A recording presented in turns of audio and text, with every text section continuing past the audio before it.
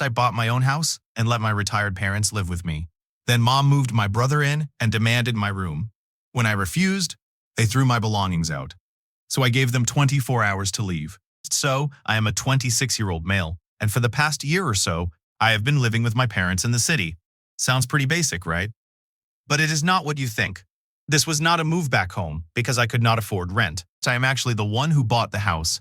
I pay the entire mortgage and cover all the groceries, bills, everything. My parents do not pay a dime. For some background, my parents, Liz, 52, and Tom, 55, are both retired teachers. They had been living in the country for years, but after retiring, they decided they wanted to move to the city. They said they were bored with the quiet life and wanted something more exciting. I thought, why not? I am making good money as a software engineer, and the city has better job opportunities anyway. Plus, I figured I would help them out since they had done a lot for me growing up. You know, normal family stuff. So we moved into a nice 3-bedroom house in the city. It is not a mansion or anything, but it is definitely a good place. 3 bedrooms, a small backyard, and a living room big enough for everyone to hang out. Since I am the one paying the mortgage, I took the master bedroom. It has a walk-in closet and its own bathroom, which is perfect because honestly, sharing a bathroom is not for me. The second bedroom is my home office. I work from home about 80% of the time, so I set it up exactly how I wanted. Dual monitors, a comfortable chair, the whole setup. I figured the third bedroom would stay as a guest room for visiting family or whatever. Simple enough, right? At first, everything was fine. My parents were happy to be in the city, and we all settled into a comfortable routine. They did their thing, gardening, watching TV, whatever retirees do, and I worked, paid the bills, and took care of the house. I did not mind covering everything. I make 6 figures, and it is not like they have much income beyond their pensions. Plus, it is family. You do not charge family rent, right?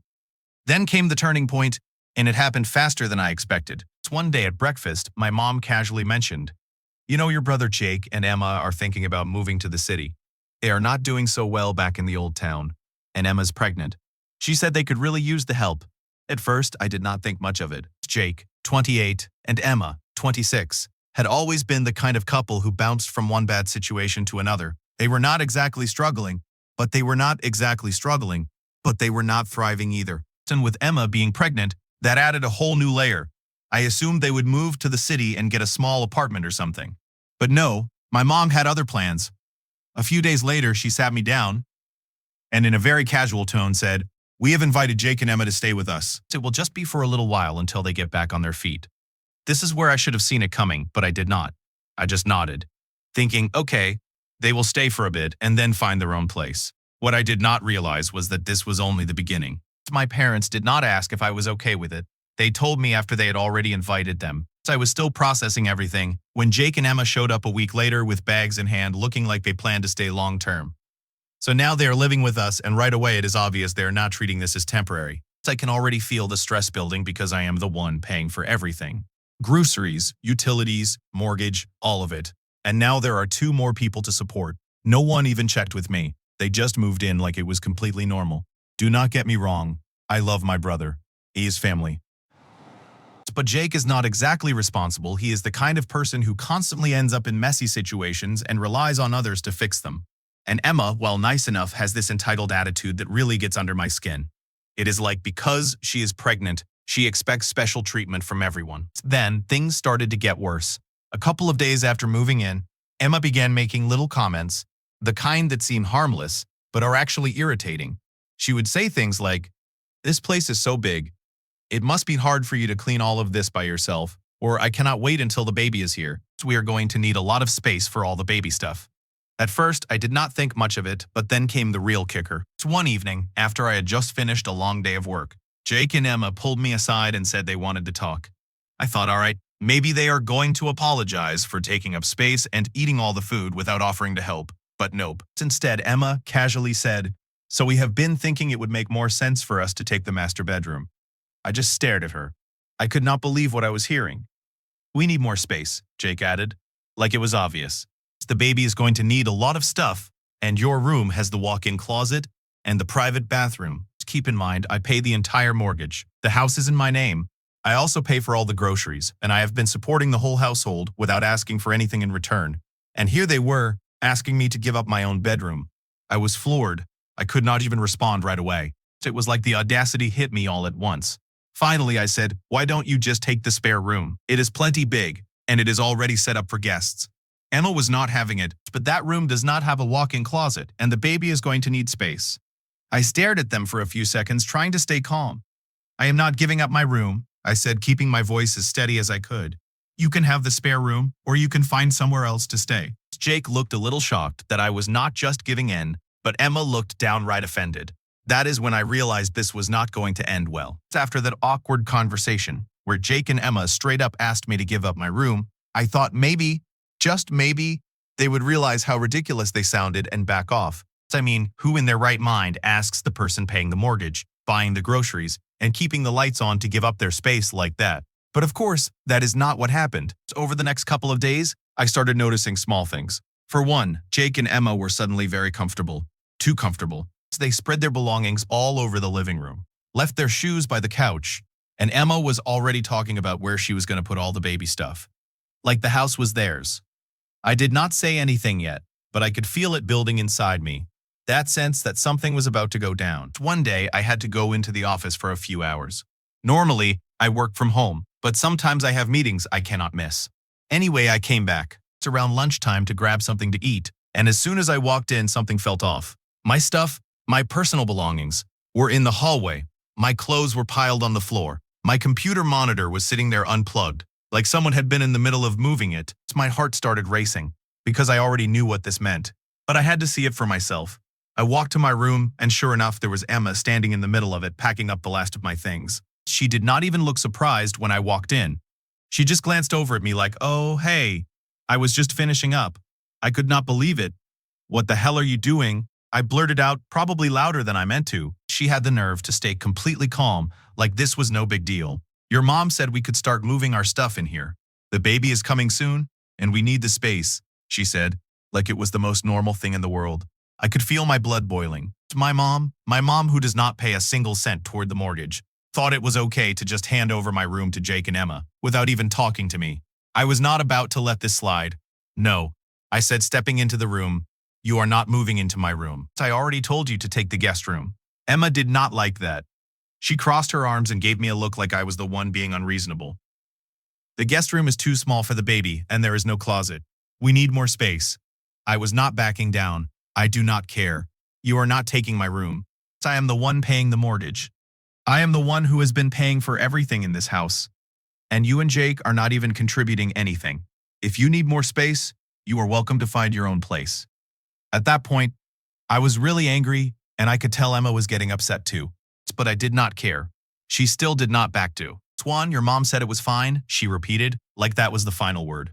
That is when I lost it. I marched out of the room, grabbed my phone, and called my mom, who, by the way, was not even home at the time. The second she answered, I did not even let her say hello. Mom, did you tell Jake and Emma they could move into my room? There was a long pause on the other end, like she did not know what to say. Finally, she admitted, well, I thought it would be the best solution. They need the space, and you already have the office. It is not like you are using the room for much. I could not believe what I was hearing. Are you serious right now? I snapped.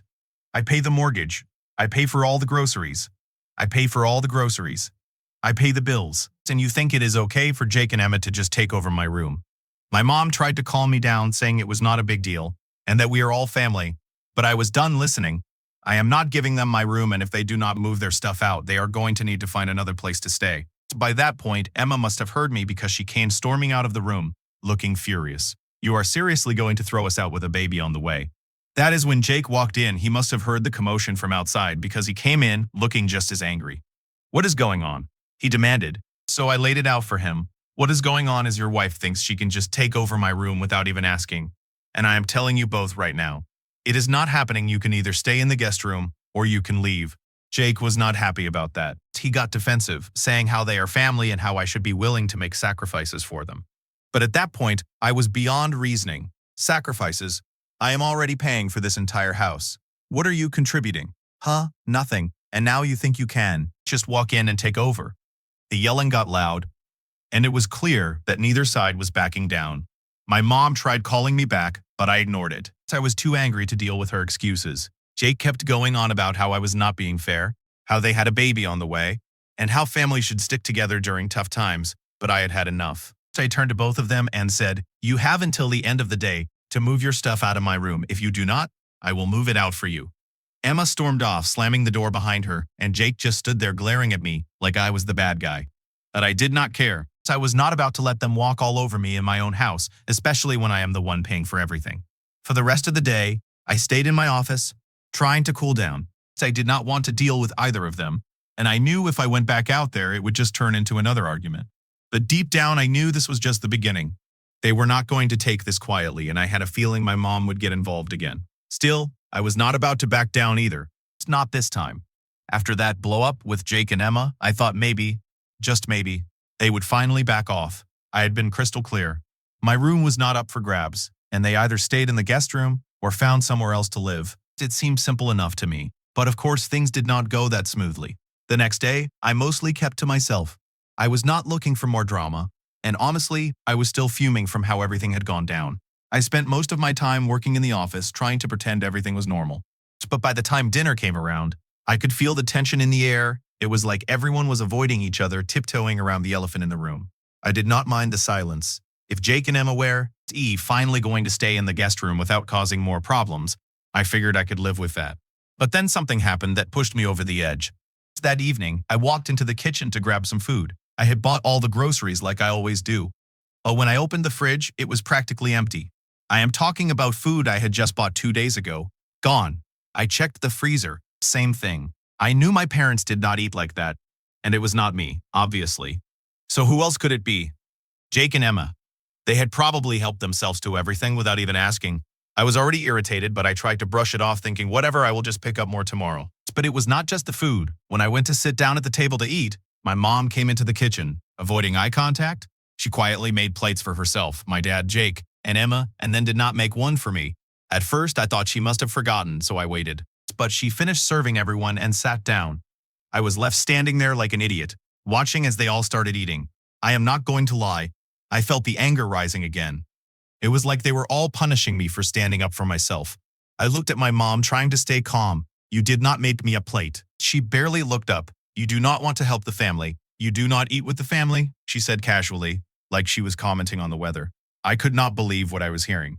"Excuse me? I'd pay for everything here. The groceries, the mortgage, and now I am being biced out."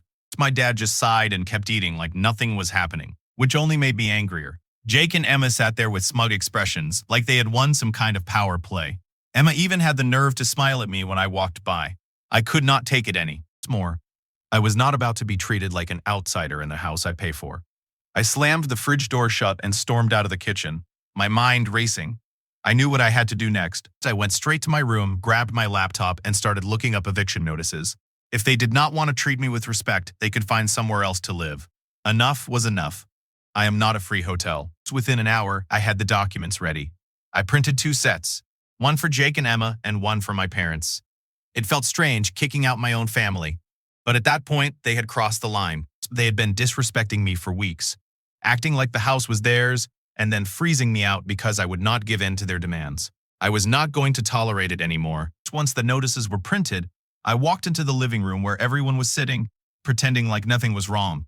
I did not say a word. I just set the papers down in front of my parents, then handed another set to Jake and Emma. "What is this?" Jake asked, picking up the papers and scanning them. "You have 24 hours to pack your things and leave," I said, keeping my voice as calm as I could. "If you are not out by tomorrow, I am calling the police." Jake's face went pale. He was not expecting that. Not at all. "You cannot be serious." "Oh, I am serious," I replied. "I am done with this. You have been freeloading here without contributing anything, and now you think you can take over my house. No, not anymore." Jake stood up, glaring at me, but I did not move. I was taller than him, bigger than him, and I was not going to be intimidated by his temper. "We are family," he said through gritted teeth. "You cannot just throw us out." "Yes, I can," I said, stepping closer. "I am the one paying for this house, not you, not Emma, and not Mom and Dad. If you cannot be respectful, you do not get to stay here." Emma, of course, started crying, like that was going to change anything. "I am pregnant, and you are kicking us out."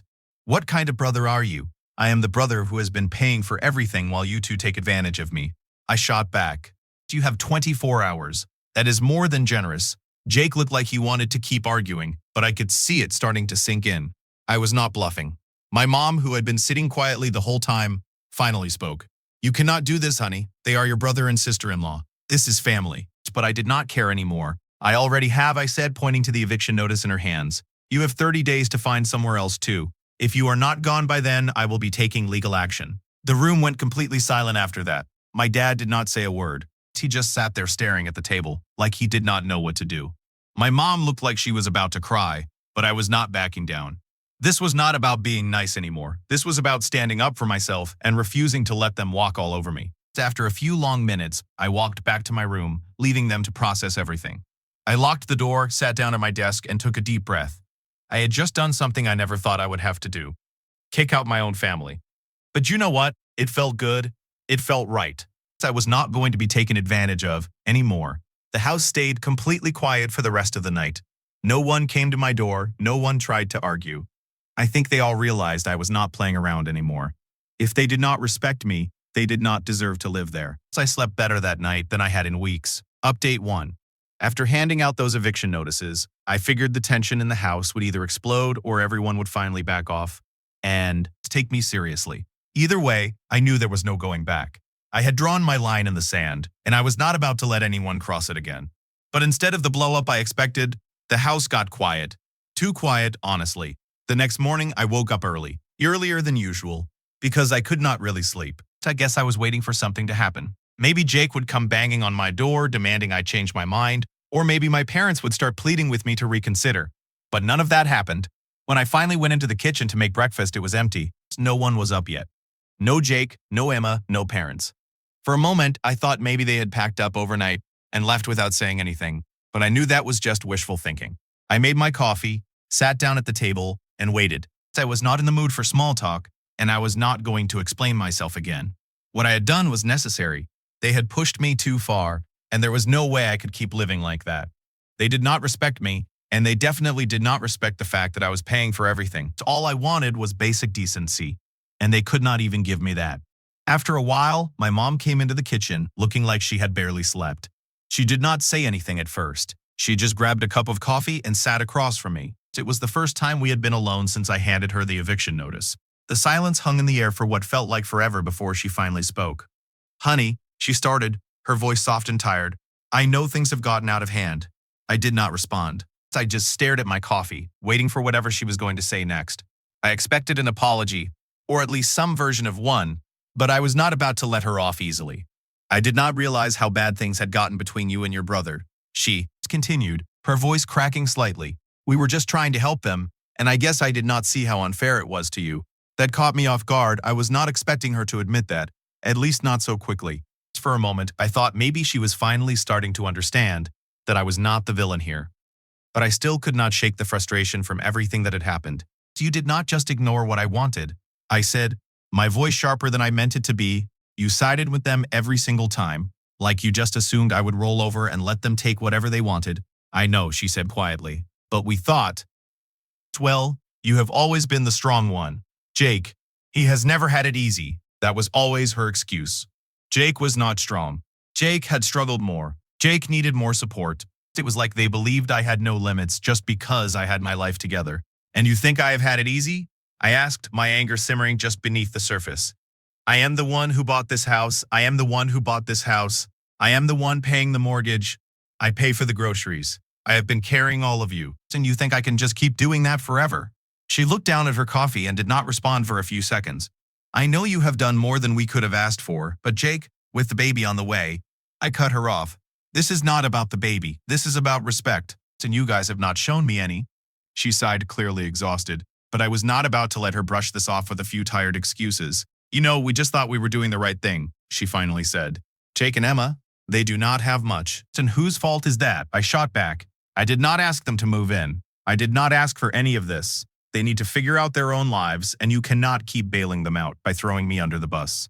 She nodded, finally seeming to understand, or at least trying to. We will figure something out, she said quietly. But please do not push us out. Not like this. I leaned back in my chair, trying to calm down. It was not like I wanted to kick them out. I mean, they were my parents. But at the same time, I could not keep living in a situation where they did not respect my boundaries. I had let too much slide, and now I had to put my foot down. I do not want to push you out, I said, keeping my voice as steady as I could. But things need to change. I cannot keep living like this, being treated like I do not matter in my own house. Either things change, or yeah, you will have to find somewhere else to live. She did not argue, she just nodded quietly. Okay, she said, we will figure something out. After that, she left the kitchen, and I was alone again with my thoughts. I was not sure if anything was actually going to change, but at least it seemed like they were finally starting to take me seriously. Jake and Emma had not shown their faces yet, and I did not know if that was a good thing or a bad thing. Either way, they were on borrowed time.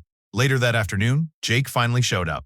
Of course, he looked like he had been brooding over everything that had happened the night before. He did not even say hi when he walked into the living room. He just sat down across from me with that same pissed-off expression he always had when things did not go his way. So this is how it is going to be, he asked, his voice dripping with bitterness. You are really going to kick us out? I gave you 24 hours, I said, not even looking up from my phone. If you are still here tomorrow, I am calling the police. Jake scoffed, shaking his head like I was the bad guy. We are family. Yeah, and family does not take advantage of each other. I shot back. You have had weeks to figure this out. I am not your fallback plan. He did not have much to say after that. He just sat there for a few minutes before getting up and storming off again. Typical Jake, he had always been the type to walk away when things did not go his way, and this time was no different. The rest of the day passed quietly. Too quietly, if I am being honest.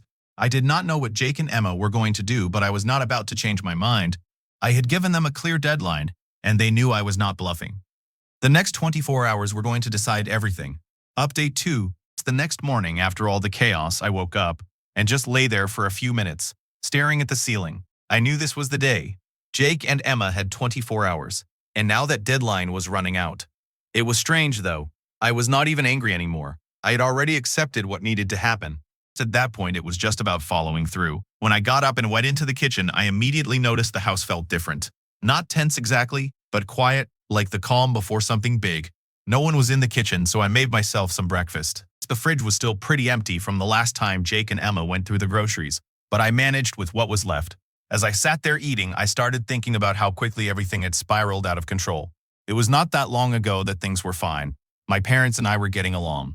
I was working, paying the mortgage, covering groceries, and life was moving along normally. Then Jake and Emma showed up, and everything fell apart. It is crazy how fast things can change when people start feeling entitled to things they did not earn.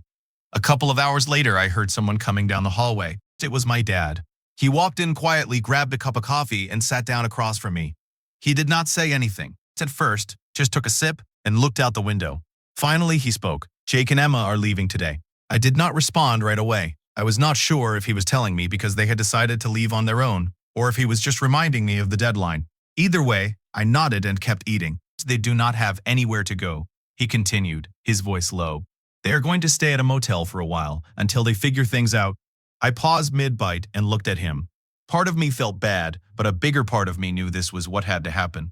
I had been too lenient for too long, and if I did not stand my ground now, they would keep taking advantage. I gave them time, I said, keeping my voice steady. I did not want it to come to this, but they left me no choice.